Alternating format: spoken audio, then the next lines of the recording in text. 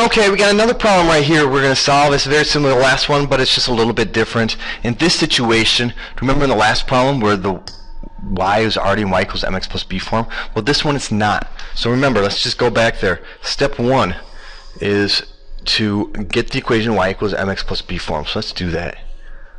So to do that, I want to get this y by itself, so I'm going to subtract 4x from both sides. So I got negative 2y is greater than or equal to negative 4x plus 6.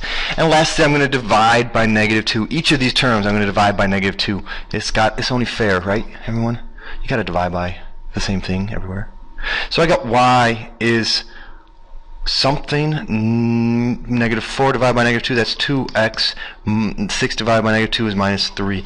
But remember the rule. When you divide or multiply by a negative number with inequalities, what happens? It changes the other way. It goes the other way. So it should be like this now. That's your new equation right there.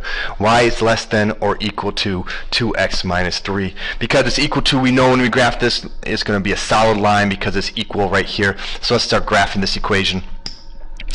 We start at the negative 3 point right there. And then it's got a slope of 2. Oh, interesting. Is this like almost the same graph, guys? Crazy. It's just disguised. It's like Halloween in a disguise. And we got a solid line this time. Arrow, solid line. We know it's solid because it's equal to. Now the next step, well, we got to choose a point, and we're going to put that point into this equation right here, or this one, doesn't matter, and see if it turns out to be true. If it's true, we're going to shade on the side that we chose the point from. Otherwise, we're going to shade on the other side. Okay, I'm going to choose the point that I told you to choose before, 0, 0, because it's the easiest point to work with, 0, 0, isn't it? So I'm going to plug this point into this equation right here. So I got 0 is less than or equal to, because I plugged the 0 in for my y, 2 times my x is 0, so I'm going to plug a 0 in for my x, minus 3. So I got 0 is less than or equal to 0 minus 3, and I got 0 is less than or equal to negative 3. This is false.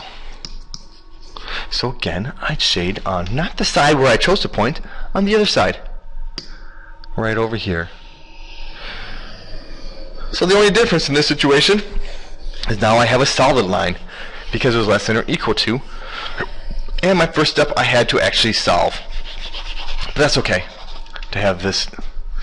So there's how you do it. This is how you do this problem. And now what are we doing next? On the next page, on the back side, we're just going to try to figure out, is a point a solution to an inequality? That's not too bad. Here we go.